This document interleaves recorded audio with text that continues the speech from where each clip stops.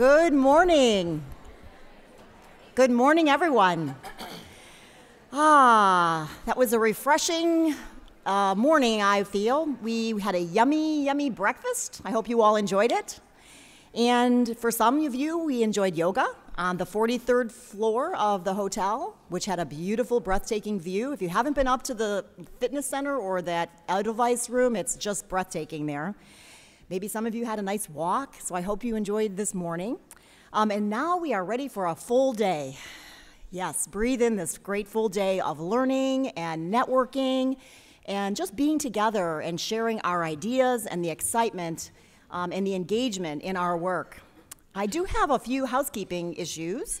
The first is evaluations. So they will be coming to your email, and you'll click on it, and it's an electronic evaluation. And once you complete the entire evaluation, your certificate will pop up, and you can print it or save it as you need. The second issue I want to share is Shanina Knighton created us a Twitter toolkit.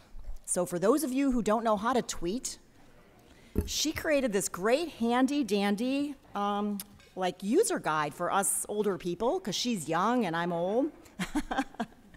And I am grateful, so they're out there if anyone would like to get the little toolkit and then start tweeting this great conference and all the things that you are experiencing. And second, I would like to say that yesterday's speakers are the top-notch scientists and researchers in implementation science and in evaluation. And we brought them here with us yesterday in order for them to share what they know so that we can then sort of take those concepts and what they know and integrate them into our work. So we are going to be creating toolkits for you in use of implementation strategies and evaluation that will be on the conference site, and we will then move them to the QSEN site. And these will be more application tools for you to use then when you are integrating the QSEN competencies into either your practice, in the practice setting, or in your academic setting. And if you really want to get more today, then stop by the workshops that Dr. Needleman and Dr. Sales are running for more deeper dive and understanding of how we can use these concepts then in our work ahead to advance our scholarship in these areas. So with that, I would like to now introduce Dr. Gail Armstrong. She has one additional housekeeping issue, and then she's going to carry us onto our awards. Thank you, Mary. It's good to be here with you this morning. I wanted to let you know about a really interesting conference that's happening in November in San Diego, focusing on the SQUIRE guidelines. I think you've all heard of the SQUIRE guidelines, but the acronym stands for Standards for Quality Improvement Reporting Excellence. And if any of you have ever written up improvement that you've conducted in practice, you've probably used the SQUIRE guidelines to write up that improvement. The SQUIRE guidelines were updated about 1.5 years ago. We now use SQUIRE 2.0. And the SQUIRE conference in November is a really unusual conference because it not only provides help and assistance in how to best use the SQUIRE guidelines in kind of reverse engineering your improvement, but participants for this conference actually bring writing that they're working on or writing that they would like to do or are planning. So it's a very hands-on conference. I'm part of the National SQUIRE faculty, and the conference that we had in Dartmouth last fall was one of the most productive hands-on, facilitated conferences I'd ever been to. You'll see in the housekeeping slides, there's a slide about the SQUIRE conference, but you can also ask me if you have any questions. It's a really outstanding conference, and if any of you are working in improvement or want to write up improvement, I encourage you to think about it. And with that, we will move into our awards ceremony. So 2 years ago, we celebrated the 10-year anniversary of QSEN, and we awarded Dr. Linda Cronowet, one of QSEN's founders, with the inaugural QSEN Leadership Award in her honor. This year, we award the Linda Cronowet Leadership Award to Dr. Chris Kofel, Director of Nursing Research at ProMedica Hospital System in Toledo, Ohio.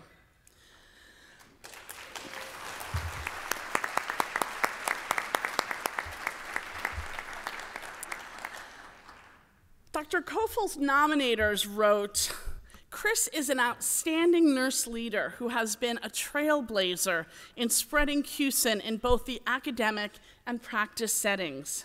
She fearlessly leads the very engaged QSEN practice task force by encouraging others to not only be enthusiastic about quality and safety issues, but also to implement these ideas into their practice settings. Dr. Kofel epitomizes the attributes that this award recognizes, especially providing leadership for changing the development and nurturing of current and future health professionals to further incorporate QSEN work into practice settings. Congratulations, Dr. Kofel.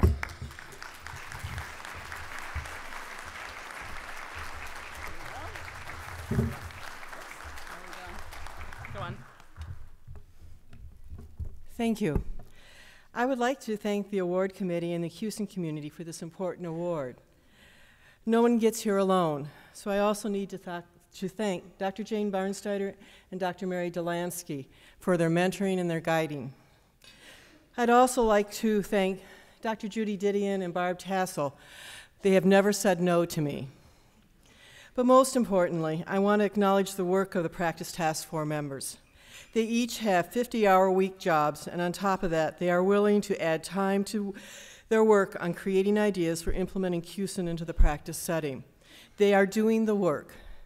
They are asking the hard questions, and they are believing they are on the right path. I am honored to be part of this community. Thank you.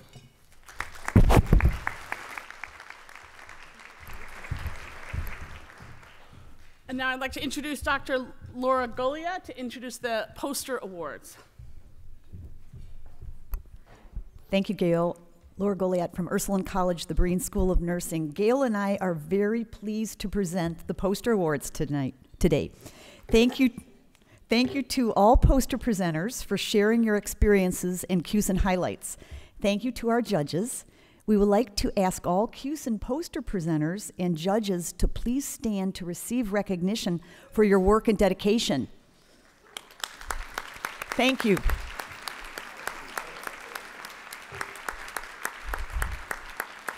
We had a great evening of sharing information and networking. It was very exciting last night. We have 3 poster award winners.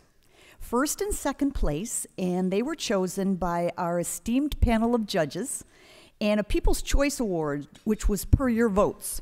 So let's see.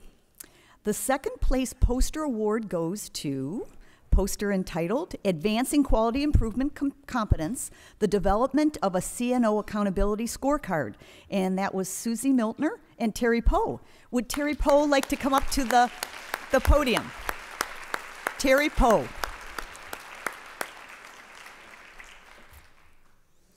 Okay, I'm not seeing Terry, but on behalf of them, we'd like to thank everybody. So congratulations to Susie and Terry. The first place poster award goes to a poster entitled 4 Years Later, Evolution of an Error and Near Miss Reporting Program in Nursing Education. And that would be Nina Barkel. Nina?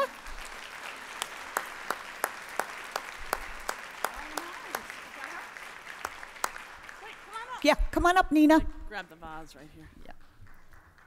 Congratulations.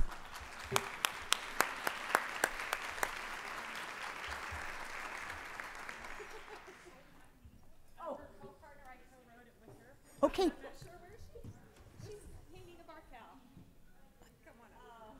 Nina Barkel. Congratulations.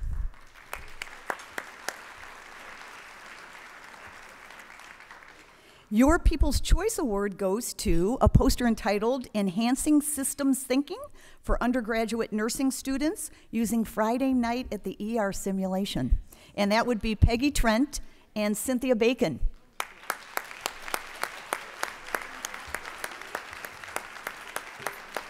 Come on up.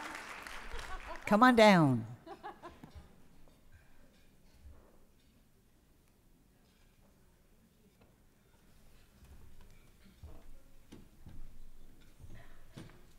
Congratulations, Peggy and Cynthia.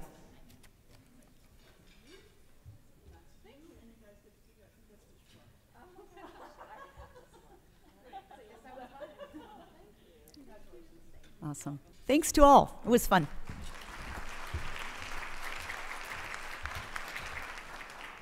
I'd like to hand it off to Dr. Jane Barnsteiner, who's going to be moderating the next panel session.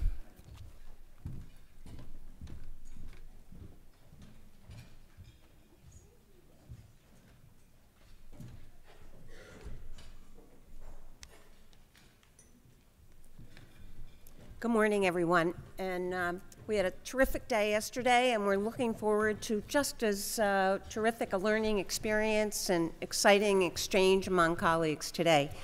And we're going to start out this morning with a panel of interprofessional experts who've had years of experience in implementing quality and safety competencies into their organization. Dr. Evie Alessandrini is Professor and Associate Chair of Outcomes and Process Improvement in the Department of Pediatrics at the University of Cincinnati College of Medicine. And she's also the Assistant Vice President for Improvement Integration at the Anderson Center for Health Systems Excellence at Cincinnati Children's Hospital. She works with clinical divisions to manage improvement work and focusing on improving healthcare and healthcare outcomes. Dr. Kathy Burke is the Corporate Director, Nursing Professional Development and Innovation at the University of Pennsylvania Health System, and provides oversight and strategic leadership for nursing professional development, education, and innovation for 5 acute care hospitals. Kathy also holds a position as Assistant Dean for Clinical Nurse Learning and Innovation at the University of Pennsylvania School of Nursing. And she's the faculty consultant for the QSEN project, works extensively in the School of Nursing as well as in the health system.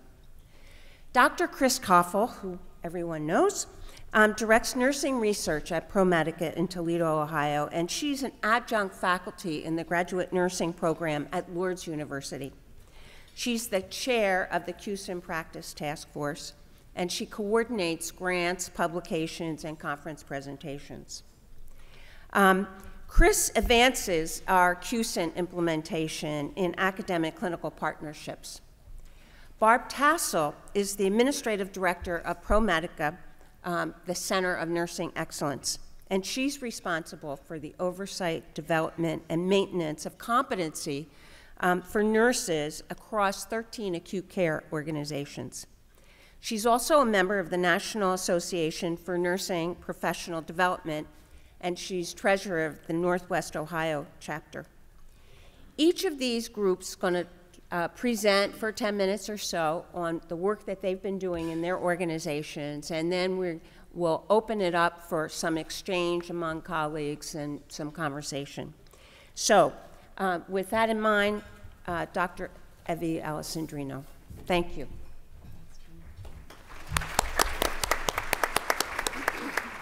Good morning, everybody. Thank you. I am incredibly delighted to be here to share with you today. I've had the great fortune to know Jane from Penn a long time ago, and Mary Delansky and so many of the nurses that really inspire me.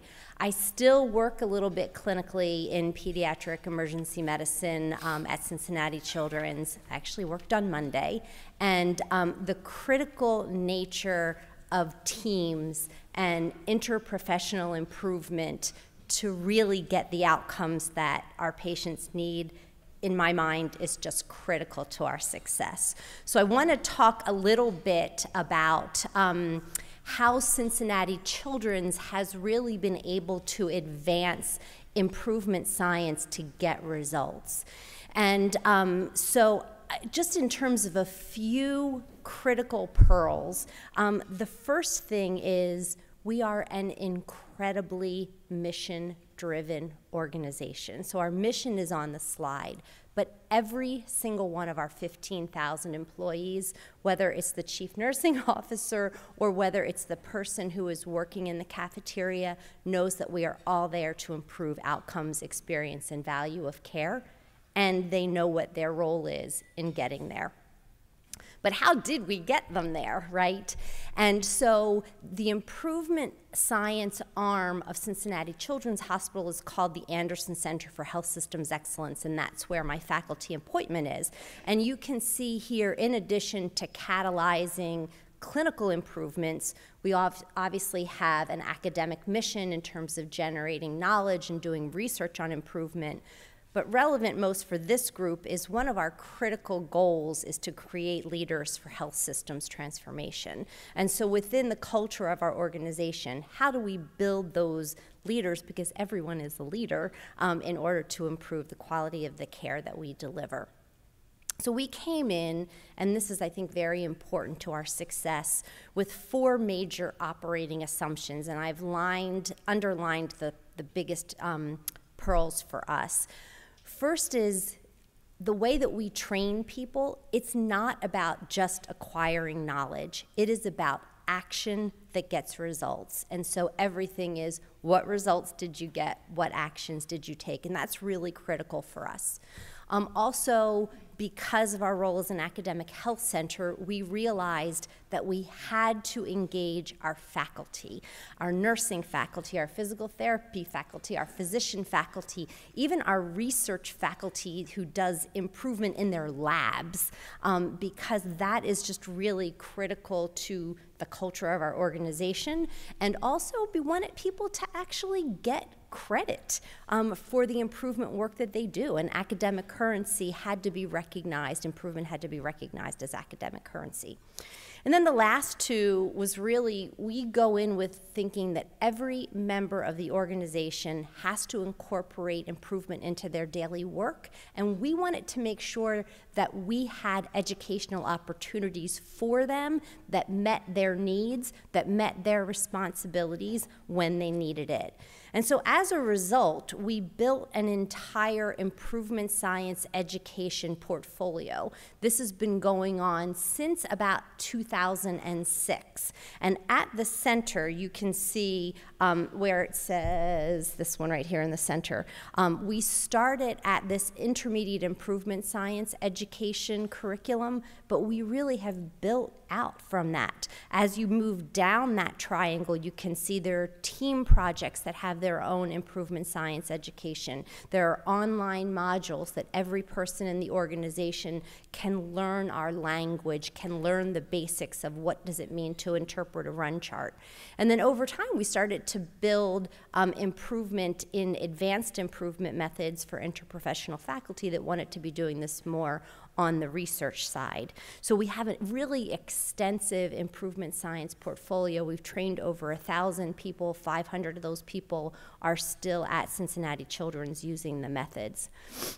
And then we actually try to incorporate into our instructional design the methods that we use. So it's really important we use key driver diagrams, logic models, and some of the critical things that we've learned in terms of our improvement science education, not only is the content, but is really the fact that there's active learning from other improvers in the system.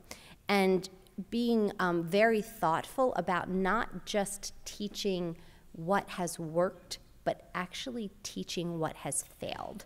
Because failure is not a bad word, it is actually a great learning opportunity. So taking advantage of what has worked and what hasn't worked. And then everything that we do is tied to an improvement project. So it's applied learning and sharing results.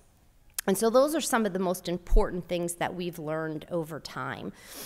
It's really incredibly critical for us also to be able to evaluate our improvement science education curriculum, and we've used a modification of the Kirkpatrick model, and you can see over time first, like, did people have good experiences? Our goal is 80%, but you can see longitudinally usually over 80 to 90% of people feel like it was a good experience and they felt like this was an opportunity for them to improve medical and quality of life outcomes. We also really are diligent about tracking knowledge. So here are some spider diagrams with pre and post knowledge assessments for several of our different educational curriculum, so understanding what people have learned. But really the most important thing for us is, did you change the outcome? Did you change a process? And so we use a version of the Institute for Healthcare Improvement's scale, where each project at the end of the six-month learning session is evaluated by other members of the improvement science course as well as the faculty. And you can see here our goal is to get everyone to have significant improvement or above, and you can see how those things have improved over time, because really changing the outcome is important to us. The other thing that's really important is all of these classes are purposefully designed to be interprofessional. So there's about a third nurses, about a third docs, and about a third health administrative folks, because again, it goes back to learning as teams, everyone's different perspectives that come in to make changes, to sustain those improvements, and to really be able to impact the outcomes for our patients and families.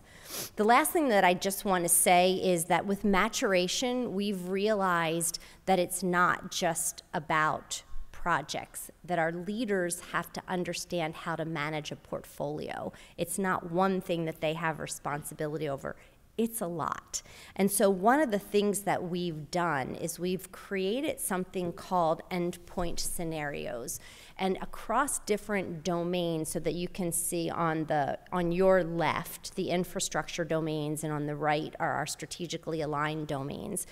We've created these 5-point scales, and here's an example of our safety scale, where individual teams, so this is an academic division of endocrinology that I was showing you on the prior slide, their nurse lead, their physician lead, and their business director sit down together. They assess, where are we on this scale, and where do we want to be by the end of the year? How do we plan our year to get from a 3 in alignment of our measures with the strategic plan to a 4, so they can then use the assessment grid and make a plan for how do we move along.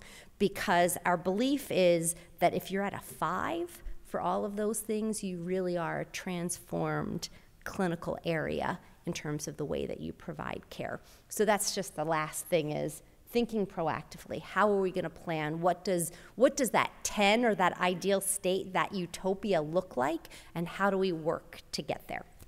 So I will stop there. Great. Thank you.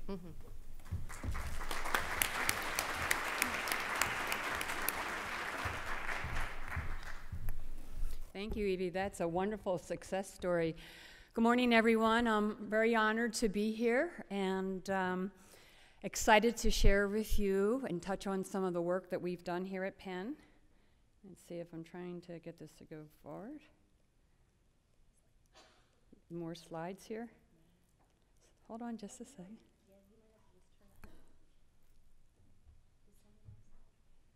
Well, as we're getting our slides up, I want to thank Mary for inviting me, and also to acknowledge my mentorship by Dr. Jane Barnsteiner.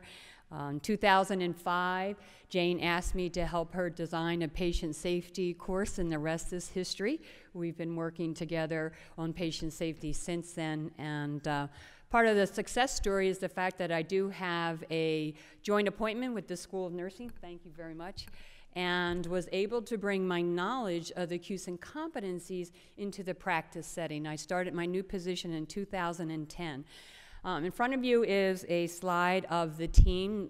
Obviously, we all know nothing gets done by one person. Here's a wonderful team of leaders and clinicians that have helped provide the work that I'm going to share with you. As Jane mentioned, I'm part of a very large academic health system in Philadelphia, and we have 5 acute care hospitals. We have a long-term care facility, a home care hospice, and an outpatient practice. Today, I'm going to talk to you primarily about the implementation in the acute care hospital, but our plan going forward is to implement these QSEN competencies and our new competencies in the outpatient setting and home care and hospice as well. As we all know, and our speakers yesterday highlighted, the the impact and the complexity of healthcare today. And at our health system, we recognize that as well. We have currently nurse position descriptions and competencies that were developed in 1999-2000 and have not been changed since then. You say, how could that happen? Well, we all know how hard it is to change position descriptions and competencies. Well, that was the task that we were given, start from the beginning. So it's time for a change. And I didn't realize when we were getting into this how complex this journey was really going to be. As we heard yesterday from both speakers, implementation is not easy, and implementation is something as complex as all these competencies, takes a lot of work. The first place we started in 2011 was our nurse residency program. We have a residency program that was UHC, now Vizient residency program, and we started there implementing the QSEN competencies. We graduate about 250 to 270 new to practice nurses every year across the health system. It's an integrated program, so we're impacting a lot of new to practice nurses. And in 2015, we became accredited by CCNE for our nurse residency program. From there, we talked to our leaders and decided that we needed to go to the next level. And here when we began a task force, and now it's a council in the advancement of professional practice. You can see we divided it into very separate categories, but all overlapped. Our competency programs, our nurse excellence programs, and then our practice domains, which inform our position descriptions, performance appraisals, and clinical advancement. Here's where all the new competencies needed to be integrated. This is what we drew to say how, how do I go back? How do we do this? Where do we begin? If the competency domains inform all these different bubbles, where do we start? We decided to start with our position descriptions, our improvement process, and our clinical ladder. Oh, I didn't want to skip that too fast. Here's one of our first meetings, and you'll recognize Jane sitting there. That's February 2013. That's how long it's taken us to get to where we're at today, and we're not finished. Well, the first thing we did was an extensive review of the literature to find out what are all the competencies that nurses really need to know to practice in contemporary healthcare. From there, after we developed 186 knowledge, skills, and attitude and 8 domains, here's what they look like. Our current ones are here up there since 1999. Very good domains at that time, but they don't encompass all the work that nurses are doing today. So you can see that we incorporated the IOM and the QSEN competencies, but we added professionalism and leadership. You also note that we changed some of the terminology. We now say person and family-centered care. We added continuous quality improvement. We added technology. So we also added research to evidence-based practice. This is the feedback we received from our leadership and our clinical experts in our health system. Here are the definitions of each of the domains. I'm not going to read these, they're in your slides, but we changed and integrated new terminology into the QSEN competencies. You'll see a lot of the definitions resemble the QSEN competencies, but they also resemble things that are important to our health system. We added virtual teams when it comes to teamwork because we have virtual teams. We wanted to emphasize that. You'll see that we included system effectiveness through many of the definitions as well as across the continuum. And here's the second set of definitions of continuous quality improvement. And you can see here's our definition of professionalism and leadership, two that we thought were extremely important for our nurses in our healthcare system. Then, after we develop these, of course, being an academic health system, we have to validate and prove that these really are evidence-based competencies. So we did a Delphi study, and it's just recently been published in the American Journal of Nursing in May, if you're interested in reading more about it. And in that, we discovered what we did was list the 186 competencies, and experts in the field identify where they fell in a clinical ladder from a clinical 1 to a clinical 4. And this is the results of the study. This is fascinating. The two things that came out the highest are professionalism and patient family-centered care. Out of the 186 competencies, they were the highest. The other very interesting thing that I want to point out for many of you in academia, 70-some% of the competencies fell between a level 1 and a level 2. Here is where our nurses really need to perform at their highest level. And as Jane mentioned yesterday, that has a lot of implications. And when we looked at these competencies, these were competencies that we would have thought a level 3 would have been able to do. We're now saying level 2s need to perform at that level. So it's key for continue those pre-licensure competencies. These are the benefits we thought of applying these competencies into their healthcare system. In addition, for competency, we're also including our nurses to be more accountable for these. So here's where we're at. We're looking at our position descriptions, our performance appraisals, and our clinical advancement program. We're taking those 8 domains as 186 competencies, and we are totally revising our entire 3 processes, our position descriptions and the performance appraisals and the clinical advancement program. We're using a portfolio process, and in that the nurses will be expected to bring outcomes forward in their portfolio that demonstrate how they meet those competencies. This is our pre-launch task force, how we began to implement it. I won't go through this, but you can see we have many components of this. There's policies involved in this. There's communication, education. Here's our accomplishments thus far. We have revised our position descriptions, and they're ready to go. We have totally revised our performance appraisals, including peer review process that will be using these domains and competencies as part of the process. We are now looking at each of the domains and competencies and identifying evidence that nurses will bring forward that demonstrates how they met that competency. So we're really making it more outcome-based. Before, nurses used to write exemplars on how they met the competencies. Now we're asking them to bring evidence forward. A change in paradigm for our health system.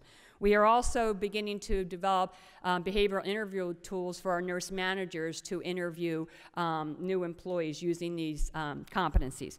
A lot more to tell you on that if you're interested, and happy to answer questions. But another highlight I wanted to share with you is that we revised our learning needs assessment tool based on the competencies. And we surveyed all our nurses in the entire health system, and I thought you'd be interested in the results with the 8 domains. And I don't think it's much surprise. The thing that came out the highest need was continuous quality improvement, and the second highest need across the health system was evidence-based practice and research. So we're using these domains now to identify the learning needs of our organization. Where are we at now? We're in the education and implementation phase. We'll be rolling that out in the fall. And then now we're identifying the outcomes. As you heard from Dr. Needleman yesterday, is identifying the outcomes for something this complex is not an easy task.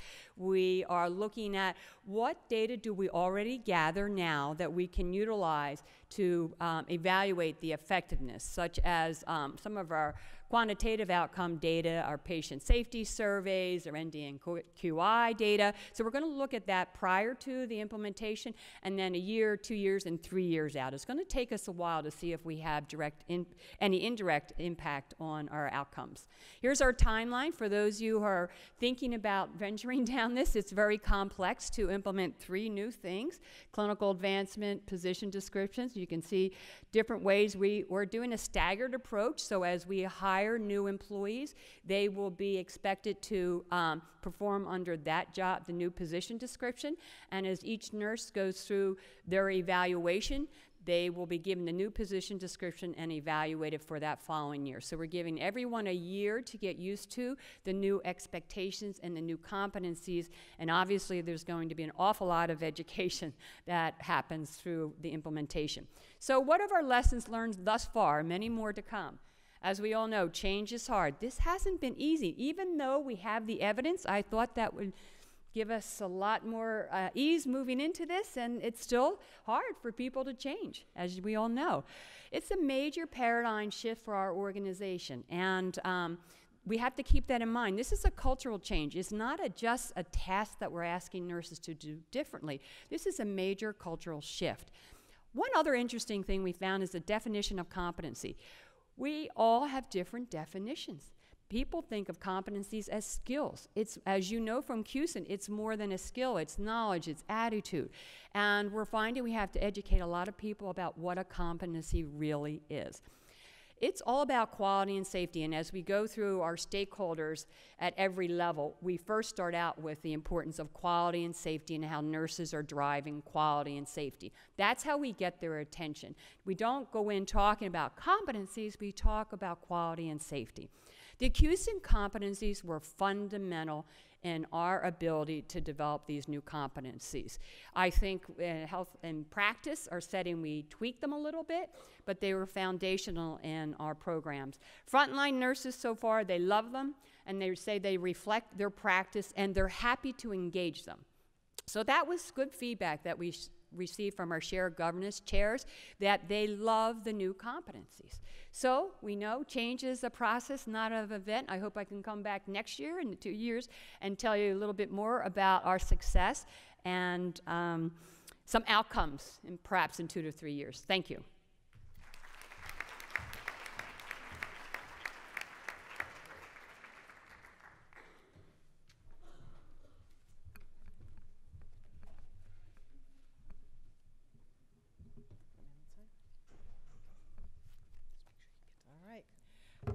Thank you, Kathy. ProMedica is not a academic clinical partnership. So we've heard from two traditional formats, and we are the others. ProMedica is,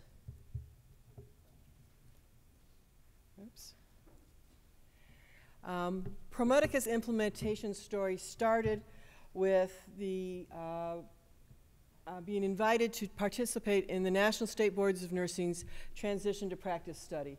If you were part of that study, you know that at the heart of both the individual newly licensed RN's residency education and the preceptor education was QSEN, as that was at the heart. The other implementation cue for us was from a HRSA grant that Lourdes University picked up, and at that time, they actually hired someone, me, to be their liaison, their clinical liaison. And my responsibility was to teach the clinical staff and support the clinical adjunct instructors in this transition of curriculum design. I had to help the staff understand why the students would be a little different. Our first steps were to look at our residency program like Kathy did, and then we also looked at job descriptions and performance evaluations. But we're just 5 years in, so we feel kind of more like the new kid on the block than someone with a lot of experience. So when we asked ourselves, what are we going to do with this information? Should this be something that we should do to practice? We said, yeah, let's try this. And so as we started to do that, we learned that the competencies had a different language, and that it was harder for us to measure some of those languages, especially under attitudes. But overall, we thought we were on the right path.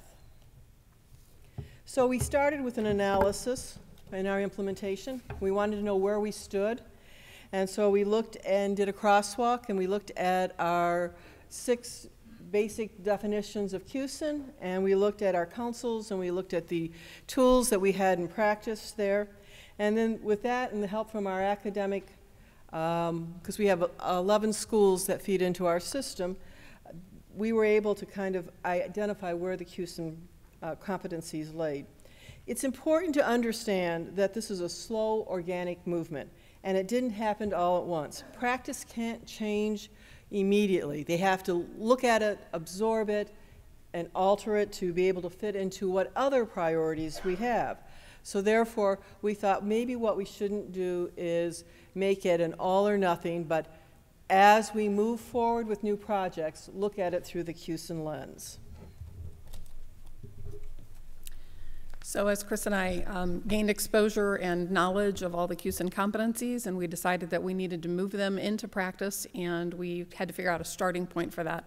And so we started with our nursing leadership. We went to our nurse executive council over all of our hospitals, and conceptually it gave immediate approval, which was really important. They saw the difference. They knew the new grads were coming with this understanding, and they gave immediate improvement. So we said, well, then how do we really start now that we have some approval? So we started with our clinical educators across the system. It was real important for them to understand this new language that the grads were coming. We figured that was the easiest inroad. It wasn't dramatic change immediately, but it was exposure to that language, to those differences, and really understanding what QSEN was. So we contributed or participated in a lot of sessions across not only ProMedica, but ProMedica covers a couple of states and about 27 counties in Northwest Ohio and Southeast Michigan. So in that work with the clinical educators in that area, we also started to branch and give presentations and have discussions. Actually throughout that area, we went down into Cincinnati and did a little bit of work with a hospital there. We got involved with the Ohio Organization of Nurse Executives, and we had some opportunities to work with their board as Ohio was bringing in the QSEN-based Ohio competency model. And so all of these competencies started to intertwine between pure QSEN, and the Ohio Nurse Competency Model is a takeoff from the Massachusetts Competency Model. And so, again, definition of competency is a real challenge there because people don't really understand, those making the decisions don't really even understand what they're deciding about in some instances. So we had some great opportunities to do multiple presentations in that region and multiple conversations. I don't like to even say presentations because we did a lot of workshops and had a lot of conversations, and all of them were opportunities to grow. So after 5 years of spending lots of quality conversation time with lots of brilliant people, including some up here on the platform, I have super pleasure to work with Dr. Didion and Dr. Kofel all the time. So lots of opportunities to grow, and we had a few aha moments in all of that. So for us, the first and probably still the biggest is the language. The words are the same. They're spelled the same, and we're all speaking English. The words are the same. The meanings are very, very different between an academic setting when you're teaching pure theory and the application from an organizational perspective. Even the words of, we've talked about competency, but the words of safety and quality and what that really means. Quality is a department over there in practice. Quality is those other folks. That's what they do. So we had to go back and start to rethink language and how we were using these words because we weren't getting anywhere. Everybody thought they knew what we were saying. We got nods of the heads a lot. They thought they knew exactly what we were talking about, and they didn't have a clue what we were really meaning. So language, real hard, still continuous aha for us. The second big aha moment for us was to realize that in practice, quality and safety and informatics, all of these things come top down. They are a program, an implementation, whatever. They come from the organizational down, telling the practitioners how it's going to be and how we're going to function now in this new world. Hewson does the opposite approach. Hewson is individual competencies and makes the change from the individual competency level up. Again, very, very different in the approach of how we're going to implement any of these things. So that, again, was a big aha moment. And then the third one, as Chris just said, this is not a fast change. This takes persistence over time. This is not something that we just immediately can walk in, flip a light switch, and do. So the persistence and having the strategies to maintain that persistence. I think one of the important things is to remember that QSEN clarifies the nurse's role in quality and safety. It tells us what we are going to be doing. It gives us a role. As Barb said, it's not that department down there. It is that individual accountability. I like to kind of think of it if this is practice and this is academia. And you know how you used to when your kids put white glue in your hands and then you pull apart and you have strings in between? Those strings are the QSEN competencies. It can be the gap, the bridge, the components that pull us back together and bring us together in the next movement as we try to get safer for our patients. So how do we gain that persistence? How do we approach this so that we can continue this this journey that we're on? We've used the term journey several times in the last couple of days. Well, first of all, funding in practice. Academia had a little bit of a head start where they had some national funding. Practice, it's all based just in your practice environment. So funding is going to be really important right now.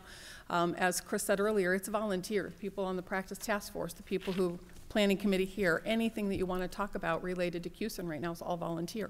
And I think that's a limiting factor for us.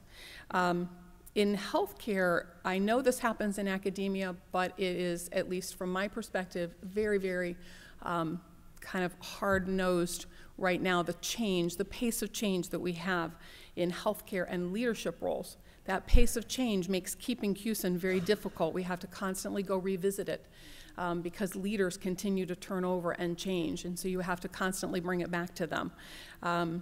The limited resources that we have, there's only so much you can do in a day. There's only so many initiatives and priorities that can be managed at a time. We had the opportunity, after getting very rapid, chief nurse executive officer saying, yes, this is good, we want to go this direction. Less than a year later, we were told, no, you can't really do that fast, that far, and we don't have those resources right now. You need to, no, you can't do that. We have to get Epic. Anybody here know Epic? Yeah, we have to get Epic. We have to get Epic across 13 hospitals. We can't divide the resources that way. You can't go that path right now. So at the same time that we're being told conceptually, yes, this is the right thing to do, practically we're told, you don't have those resources right now. We can't take that journey with you. And those constantly competing, anybody in here who is in a practice environment, we have mergers, we have purchasing organizations. We have constant leadership, constant changing dynamics, value-based purchasing. All those things take all the resources and the mentality. They take the mental focus of operations. And so how do we try to keep that as an ever-present flavor? So the first part is, I will tell you, you've got to align this under strategic planning. If you don't align QSEN, the quality and safety of all of these things, under the strategic plan, you've got to be able to show that linkage. You'll never get any resources. At least that's what we have found. We have to make sure it's tied there. So for us individually, how do you gain that persistence? How do you do that? For me personally, networking was amazing. If I didn't have these opportunities, if I didn't hear this type of conversation all the time, QSEN would have been the flavor of the month and put in a drawer somewhere, and I'd have moved on with other operational priorities as an administrator. So for me, this was real important. That getting that baseline information to leaders and educators, we still, as new educators come into our health system, we still get requests frequently. Can you do that QSEN 101 again? We need that. Can you give us that? And we have a basic intro, QSEN. This is what QSEN is in our community and how it impacts us. I would say slow and steady is the key words. That persistence, that slow and steady, keeping it at the front of any conversation, being able to insert it. Crosswalks are extremely helpful. We've done several crosswalks. We did one in our academic partnership when we were looking at our into BSN work. We did a crosswalk against the competencies. Chris has done a very detailed crosswalk of practice councils and language against the QSEN. We have a team of educators that did a crosswalk of all of the KSAs against our residency content to make sure that it was all matched. So each one of those gives a new level of insight so that you kind of, oh, that's different there. Oh, that language is a little different over there. And so you start to build bridges across those differences. We have one really good, successful, we have many, but one I'd like to highlight of a persistent story.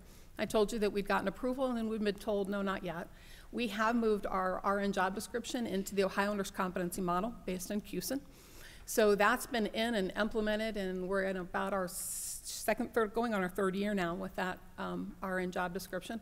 We recently started a project. In fact, we launched at Nurses Week this year, so it's about an 18-month-old project now, for a new professional practice model. And one of those elements of being persistent in one of those meetings, we said, hey, QSEN should really be in this. And immediately, the CNO leading that said, yes, absolutely, QSEN should be in this model. So we were able to, again, crosswalk all the elements of our professional practice model against QSEN, have that in the written language. It is not part of the graphic. You might not be able to immediately see all the elements of QSEN, but they are all embedded in the language behind it. And what that gives us is an opportunity as we go forward talking about our professional practice model to bring those KSAs back forward, to always be able to engage them in the conversation. And so for us, that slow and steady, we haven't been able to do the splash effect. but we've been able to go slow and steady and engage QSEN competencies in many, many aspects. So if you are in academia and you're working with your clinical site and you're trying to get QSEN in, one of the recommendations is to continue to be supportive. They are listening. If you are a practice site, and specifically if you're a non-academic practice site, start networking, start identifying who your mentors can be, continue to move forward with that, because that is how you will get the movement, the energy, and the new knowledge that you're going to need to have to implement QSEN. Thank you.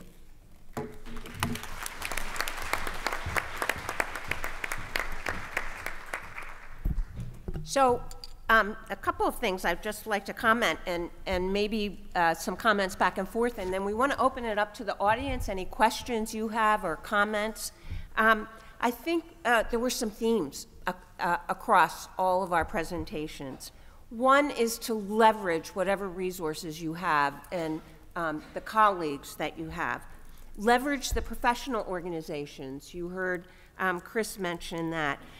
Evie with interprofessional and how important that piece of it is. Persistence and purposeful planning. This isn't something that we just kind of jump in and start moving, but having some purposeful planning and then persistence. We just keeping that eye on what this is all about, and it's saving people's lives and having a much more joyful work environment. So with that, any additional comments that you would like to make in response to what you heard from the panel? Sure. I just want to say I was, very inspired, and I loved your analogy of the QSEN being the individual, working up versus the organization down. And, if we think about people's intrinsic motivation and their ability to be masters and have purpose, I think that the way that you're teaching this is incredibly impactful, and I think it has the opportunity to really stick and sustain thinking through that model. And I think that's what we try to do by getting people to choose, projects that are important to them, that are strategically aligned as well, but it really brings that in. So that was that really struck a great chord. One of the things in conversations that I've had with leadership is they're seeing a gap in performance based on the organizational drives. And when we have the opportunity, again, that foundational knowledge is really important, but if they're seeing that gap, one of the good conversations is to take that QSEN KSA library and say what at the individual level is missing that could help fill that gap. And so using QSEN as that kind of library of resources to say what's the individual missing that is leading to the inability to apply that organizational drive, that organizational target. Is there an individual gap there? And many times the KSAs have it. Specifically attitudes. In practice, we've had a difficult time measuring attitudes. How do you get your C player to be a B player? And usually they have the knowledge, they usually have the skill, but they usually don't have the attitude. So how do you do that? The QSEN attitudes, QSEN competencies under attitudes. Once you figure out how to measure those, is your leverage to get your players either on the bus or off the bus. I just wanted to add all the challenges that you identified so nicely are the same challenges that we encounter, and why it's taken us over 7 years to get to this point, which you would think with some evidence it would be easier. As I said, it's still a challenge for all the same mergers, Epic, all those things happen. But the one thing I would like all of us to think about, how do we get funding? Because one of the our biggest challenge is every time something else happens in the health system, my resources are pulled away. Well, that's nice, but there's Epic. So how do we think about getting funding for the practice setting? I think we would have been able to implement this at a faster pace if I had more resources to do it. But constantly being the champion when this is in addition to everything else you're doing is a challenge. Nothing was taken away, we just took this on. So any suggestions for funding for the practice setting, I would love to hear, because I think this is going to take a lot more work in the health system, and we need more resources to be effective. Agreed. So thank you for bringing that up. Agreed. Comments, questions?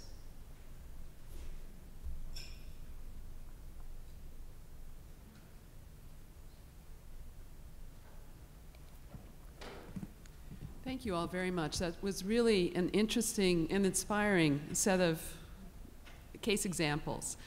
But I'd like to ask, particularly for those of you in positions of leadership in organizations and focusing on nursing, the notion that it takes 7 years, 3 years, 5 years to change something that seems as simple as a job description, position description, I think to people outside of nursing probably sounds, frankly, a little bizarre. So I wonder if you could reflect on what are those organizational priorities that keep pushing this down on the queue. You know, I've heard EPIC, and the note I made to myself was, okay, so why is EPIC not about quality and safety? I mean, the answer is it's not. It's really about billing. I think most of us know that. But I would appreciate a little thought and reflection for others of us out here who aren't on this journey at this point about, so how have those priorities really played out, and why does it make it so difficult? I'm sure we're going to say the same thing. For me, it's the complexity of the organization. It's like peeling back an onion. It sounds simple. Position descriptions, you plug in the expectations, you should be able to change them. But changing one part of the system impacts many other parts that I didn't realize. And the fact that we have competing priorities and change in leadership. So I might have gotten certain stakeholders on board, and then leadership changes. So yes, it would seem simple, but now you have to go back to square one almost. So the complexity of healthcare and the rapid pace of change is very hard to keep one thing going. You really do, to Jane's point, have to be persistent. Right, I would agree with that. The other thing that happens, we were able to implement an RN job description based on QSEN very, very quickly, because we were in the midst of standardization. As a health system, we've kind of taken a term from being a holding company where we all had the same name and used purchasing power, but to really now we are functioning as a health system.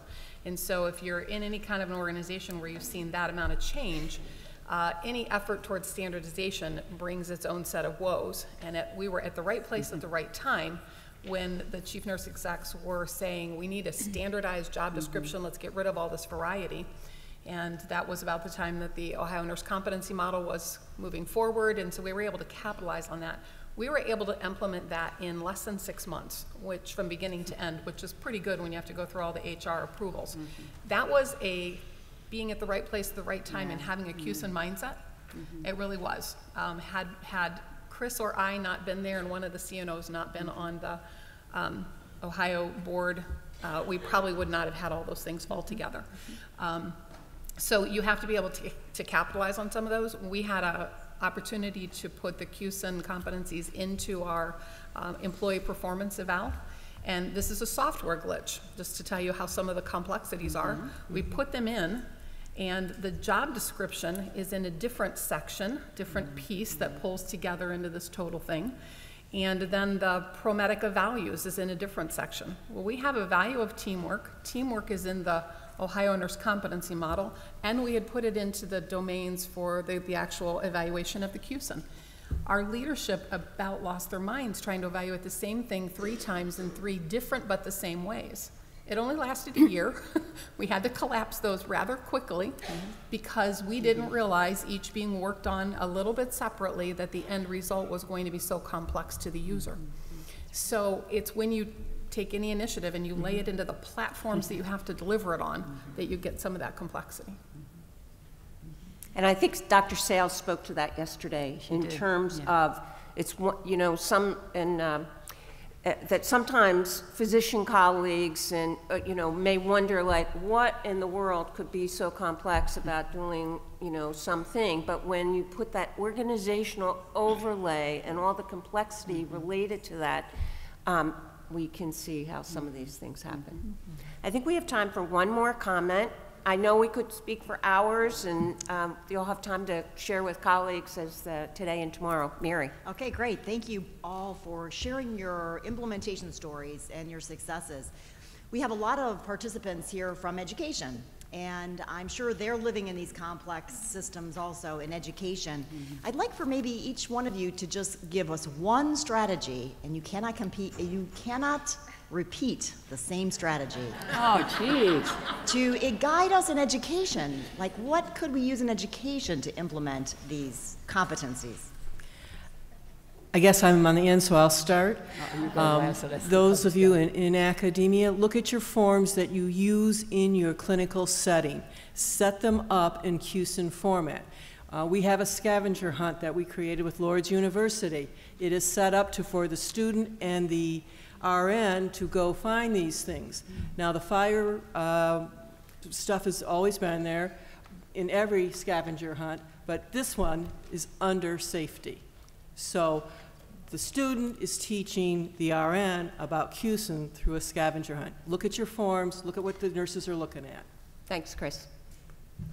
I would say that I have a little bit different type of strategy, and that is to form a little unique QSENista group right there with you. To me, networking and understanding the common language. So if you're in academia, grab your practice partner that you think you can mentor, and vice versa. If you're in practice, grab an academic partner that you can start having conversations, because it's understanding that language difference, and it's being able to network, and it's being able to continue the conversation, because you need that cross-pollination of both.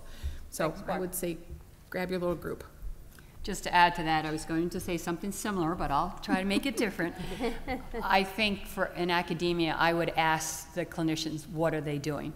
What are they doing in quality and safety? I wouldn't bring in the term QSEN. I would say, what are you doing in quality? How can I help? Here's some tools I help. To your point, it's all about the language and asking them what they're doing and sharing what you're doing. You'll get their attention if you value their work. And I would just, to build onto these, is how there needs to be better awareness outside of nursing to understand what's happening. If you have partners on the physician and health administration side that understands what you're trying to accomplish, I think you'll be much more successful. I think right now, there's actually a big curtain between us, and we don't even know. I mean, I'm fortunate to know what's happening on the nursing side, but I would say 80% of docs just don't know. And if we can align, we would be so much more successful at our implementation. Good point. Well, let's give a round of applause for the fabulous work. Thank you so much. So I think we have a short break, and then you're on to some breakout groups, but have a wonderful rest of the day. Thank you.